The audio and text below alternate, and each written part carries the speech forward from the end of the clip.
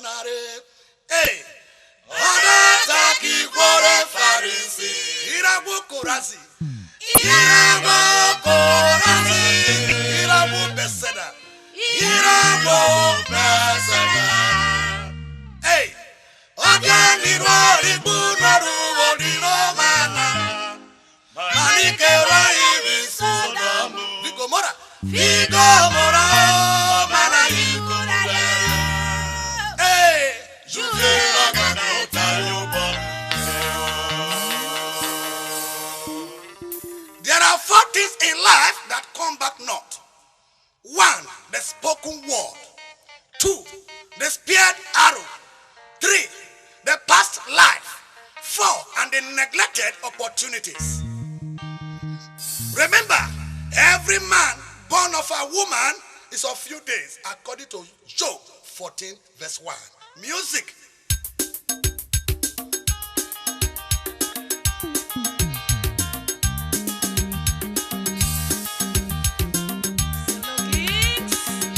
Mana bono bido,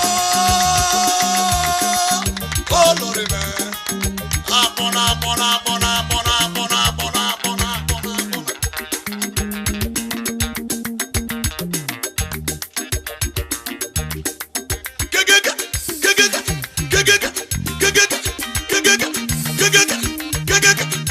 No river Nile, no Egypt. Wait.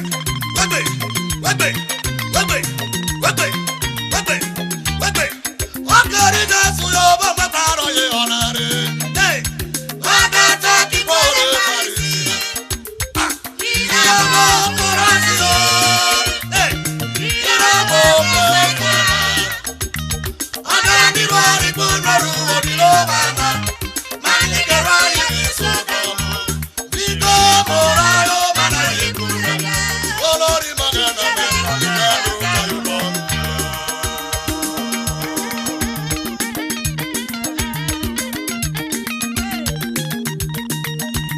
the state is made for man, not man for the state.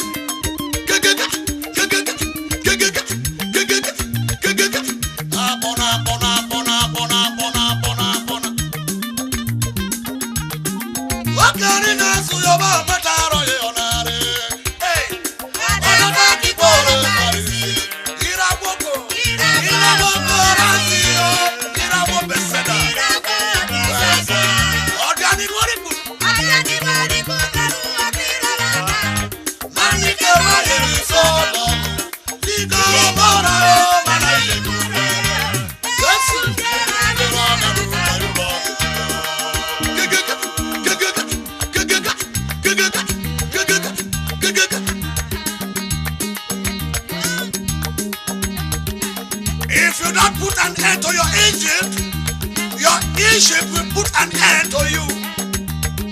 Wait.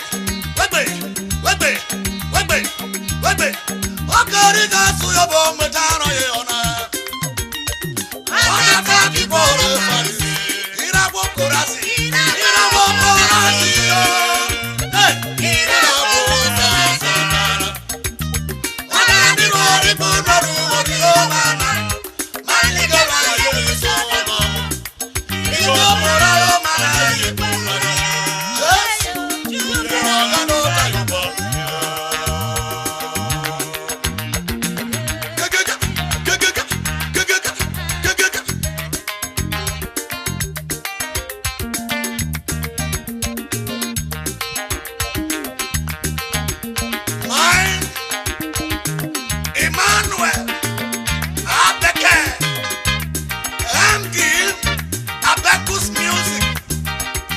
my guy, any tongue that rise against you in judgment shall be condemned, according to Isaiah 54:17.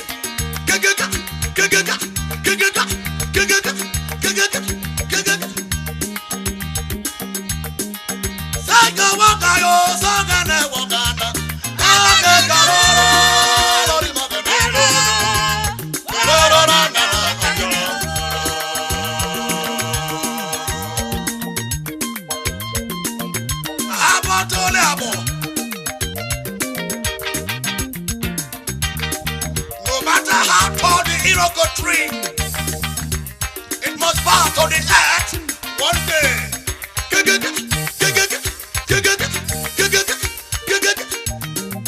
Saga wanga yo, saga ne wangana, wanga garo.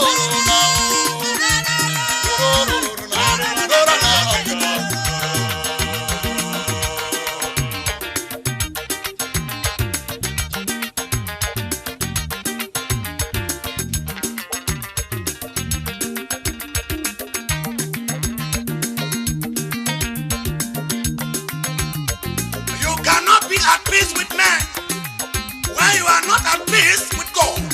Let me. What can you go to your home with or data? Irabu Korasi, Irabu Beseda, Odiani Warikunu,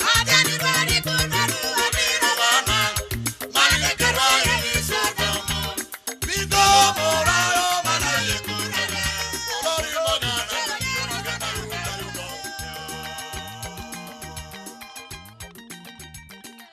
Saga Wakayo, Saga Newaga, Waka Garo.